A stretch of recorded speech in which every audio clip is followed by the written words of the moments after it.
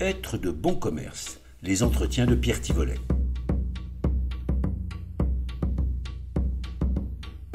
Aujourd'hui, rencontre avec Isabelle Schmitt, directrice de communication de Lidl France. Lidl qui, pour la 12e année consécutive, remporte les trophées meilleure chaîne de magasins.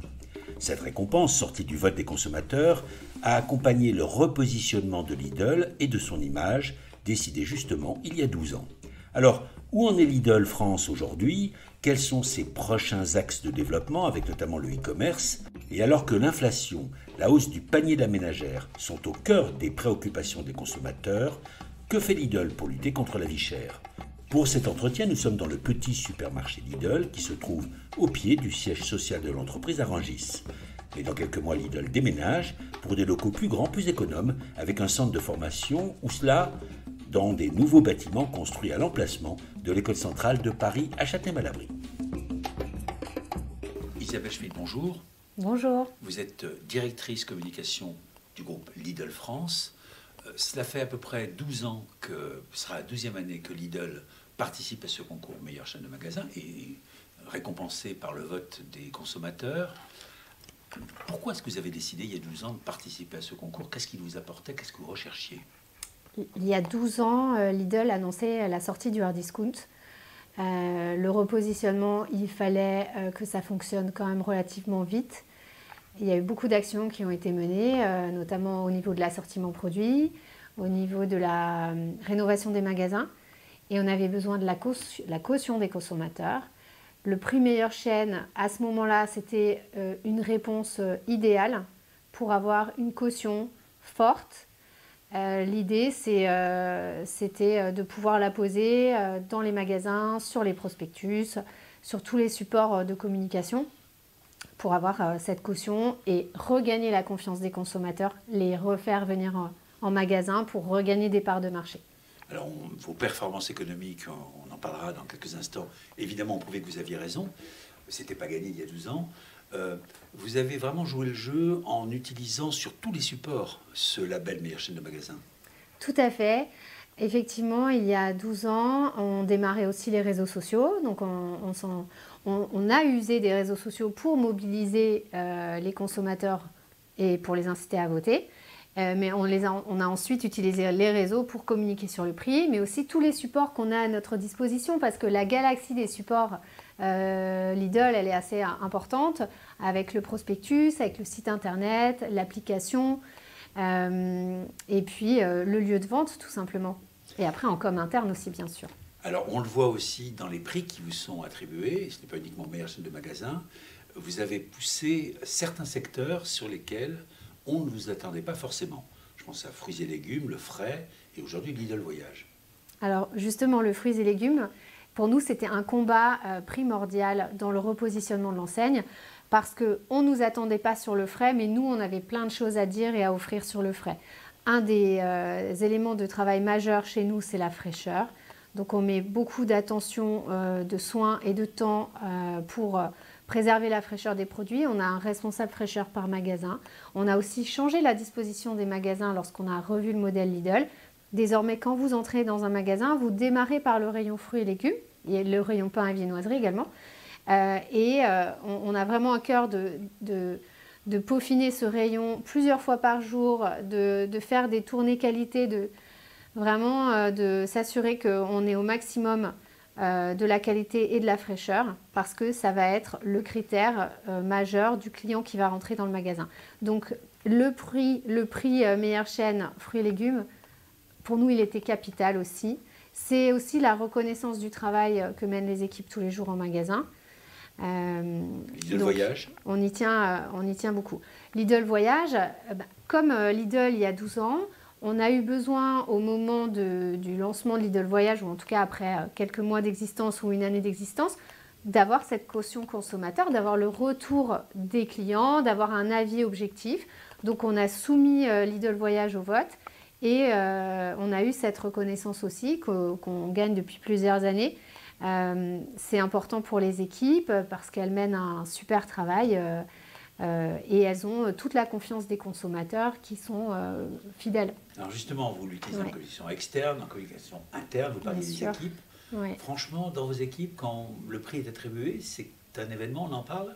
Alors bien sûr, c'est un grand événement, c'est le président qui remercie les équipes, c'est quelque chose qui touche chaque salarié dans chaque magasin, chaque plateforme logistique, au siège. C'est une belle fierté pour l'enseigne, d'autant plus qu'aujourd'hui, souvent, les gens associent instinctivement Lidl à meilleure chaîne à Lidl, et ça, c'est valable en interne et en externe. C'est une grande fierté. Alors, évidemment, quand on parle vous avez parlé de salariés, vous avez parlé d'employés. Rappelez-nous un petit peu comment s'est fait le développement de Lidl, combien de magasins aujourd'hui, combien il pèse, et puis votre développement, il est en propre. Hein. Il ne se fait pas par la franchise, ni en concession, ni en licence, ni en coopérative. Voilà, c'est ça. Alors Lidl en France est arrivé en 1989 avec un premier magasin dans l'est de la France. Aujourd'hui, Lidl, c'est plus de 40 000 salariés, 1600 magasins en France.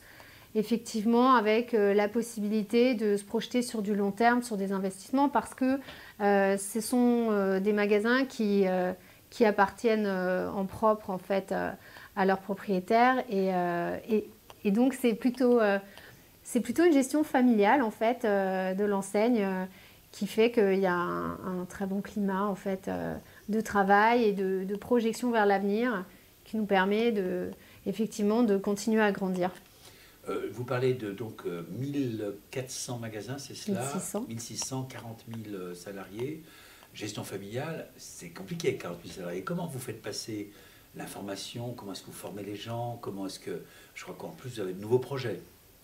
Alors en fait, il y a un siège national, mais il y a aussi 25 directions régionales. Donc après, c'est géré au niveau local. Chaque direction régionale va gérer 60 à 80 supermarchés. Il y a une plateforme logistique. Donc il y a des équipes en fait qui sont sur le terrain en local. Finalement, chacun voit dans le spectre de sa direction régionale en local. Voilà.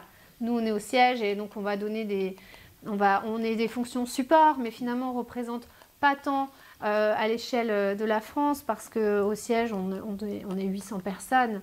Sur 40 000, c'est pas tant que ça. Prenons l'exemple, par exemple, du passage aux frais, hein, Oui. le fruits et légumes et tout. Ça suppose de contrôler des chaînes, etc. Donc, même si vous décidez du siège, il faut que ça soit bien respecté, appliqué par les 40 000 salariés. Comment ça s'est passé vous êtes très impliqué dans la formation, dans le suivi? Exactement. Oui, alors exactement, il y a eu beaucoup de formations au moment du repositionnement de l'enseigne sur tous les métiers et notamment pour la création du poste de responsable fraîcheur. Il y a des formations qui sont mises en place à la prise de poste et aussi tout au long de la vie du poste du salarié en fait, parce qu'il y a des mises à jour continues en fait. Et c'est valable dans tous les métiers de l'enseigne.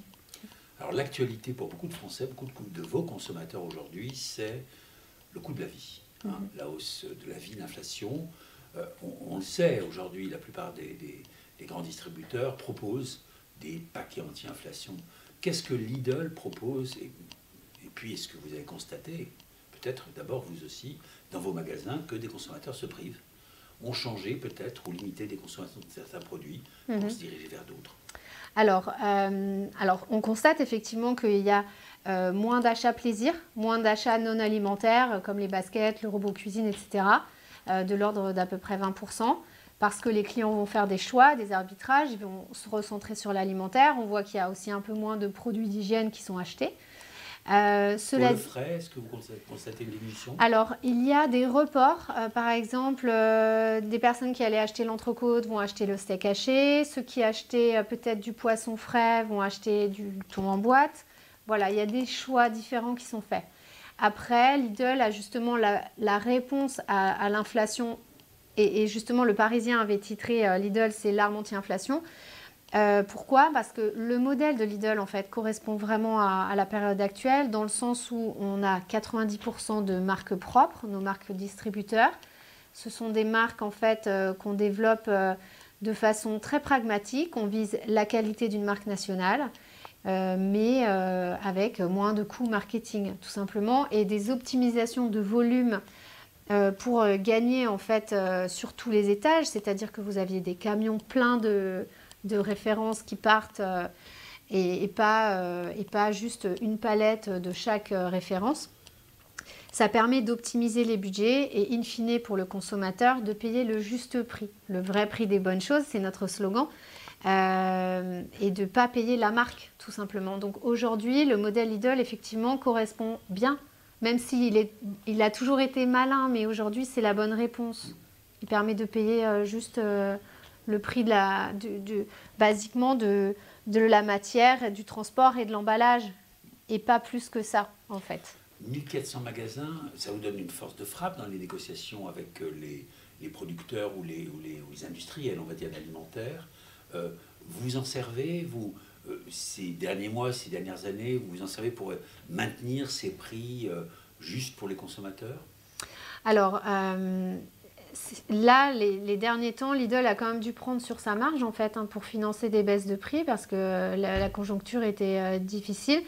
Mais effectivement, comme je le disais, le fait d'acheter une seule référence en grosse quantité permet effectivement d'avoir des économies d'échelle et de réduire le prix in fine pour le consommateur. Est-ce qu'on peut s'attendre à d'autres actions dans ce sens-là de la part de Lidl pour le consommateur? Est-ce que vous continuez cette politique-là ou alors vous allez peut-être avoir des politiques plus ciblées à l'égard de certains produits, période de fête, etc. et tout, rentrée scolaire? Alors c'est important effectivement pour l'enseigne d'être là à chaque rendez-vous commercial. Et pour l'instant, on attend le changement de la législation qui va permettre de voir évoluer peut-être les périodes de négociation tarifaire. Pour l'instant, la solution qu'on a, c'est nous-mêmes accompagner ça en travaillant au plus juste les prix. Parce que ce qui vous bloque, c'est ce fait que jusqu'à présent en France, légalement, il n'y a qu'une seule période de négociation tarifaire. Ça risque de changer, mais c'est une exception française en Europe. C'est une exception française. Alors ça nous bloque, oui et non, parce que ça concerne que les marques nationales, donc ça concerne 10% de notre assortiment. Heureusement, comme notre modèle, c'est la marque de distributeur, ça nous permet de négocier toute l'année. Et donc de vraiment coller au prix du marché. Donc effectivement, le cours peut monter, mais le cours peut aussi descendre. Donc ce qu'on peut voir, c'est par exemple que le prix des pâtes va baisser. Et ça permet d'être au plus près des cours du marché et de répercuter directement la baisse aux consommateurs. Isabelle Schmitt, vous n'avez pas de boule de cristal, mais comment est-ce que vous voyez les 2-3 ans qui viennent? Encore de l'inflation, une stabilisation des prix, et peut-être certains secteurs de l'alimentation ou autres peut-être qui augmenteraient? Alors effectivement, je n'ai pas de boule de cristal. Ce que j'entends souvent, c'est que effectivement les prix ne reviendront pas au niveau d'avant, mais que en toute modestie, parce que c'est pas forcément mon métier, mais je pense que tous les acteurs de la chaîne sont actifs et volontaires. Voilà, à tous les niveaux, gouvernement, fournisseurs, distributeurs, pour faire au mieux pour les consommateurs. Alors parlons aussi peut-être de ce qui peut se passer. On parle aujourd'hui beaucoup évidemment de la planète, du climat, du gaspillage, emballage. Est-ce que Lidl a là aussi pris des positions et cherche à peut-être limiter ces kilos d'emballage qu'on nous impose dans les grandes surfaces? Bien sûr, alors de toute façon la loi nous y emmène, effectivement. On a chez Lidl des équipes qui travaillent sur ces sujets-là, sur la réduction du plastique dans les emballages, autant que sur la réduction de sel, la réduction de sucre, sur l'optimisation des énergies, les transports qu'on choisit, la production de notre propre électricité, parce que sur nos supermarchés, on a des panneaux solaires et ainsi on produit un tiers de notre électricité. Il y a même certains sites qui sont en énergie positive. Vraiment sur tous les postes en fait, on essaye d'optimiser. Donc effectivement, je pense qu'on n'a pas le choix. On est engagé, on est un acteur et on doit aussi montrer l'exemple. Donc on a une politique RSE assez engagée et on va d'ailleurs bientôt communiquer dessus parce que finalement ça ne se sait pas trop et on doit tous y aller. Voilà. Alors, autre question, c'est est-ce que vous avez peut-être un événement à nous annoncer, par exemple le même coup que les sneakers Lidl ou l'autocuiseur Lidl? Est-ce qu'il y a un objet emblématique que vous allez lancer comme ça et qui, j'espère, ne provoqueront pas autant d'attroupement devant vos magasins? Alors, au mois d'octobre, là, on lance les jouets bois. En général, ça a plutôt du succès. Mais en décembre, on ressort aussi les baskets Lidl avec une collection de vêtements Lidl jaune, bleu, rouge. Donc, j'espère que ça fonctionnera bien. Il faut tout de suite sauter dessus parce qu'elles vaudront encore plus cher quand on les mettra en vente sur les réseaux. A priori, oui. A priori, ouais. Ensuite, en ce qui concerne, vous avez parlé donc de Lidl frais, fruits et légumes, Lidl voyage. Est-ce qu'il y a peut-être un autre Lidl que vous allez pouvoir mettre en avant, peut-être et soumettre au vote des consommateurs? C'est une bonne question. Alors, il se trouve qu'on a lancé le site e-commerce Lidl là, un peu avant l'été 2023. Donc, dessus, vous pouvez acheter effectivement des baskets aussi et plein de produits non alimentaires uniquement. On pourrait effectivement soumettre ce service e-commerce au vote des consommateurs. Merci Isabelle Schmitt. Rappelez-nous, allez, en 2 chiffres, Lidl, c'est, j'allais dire, combien de divisions en France? Alors Lidl, c'est 1600 supermarchés en France, plus de 40 000 collaborateurs et 25 directions régionales. Merci. Merci beaucoup. Être de bon commerce, les entretiens de Pierre Thivolet.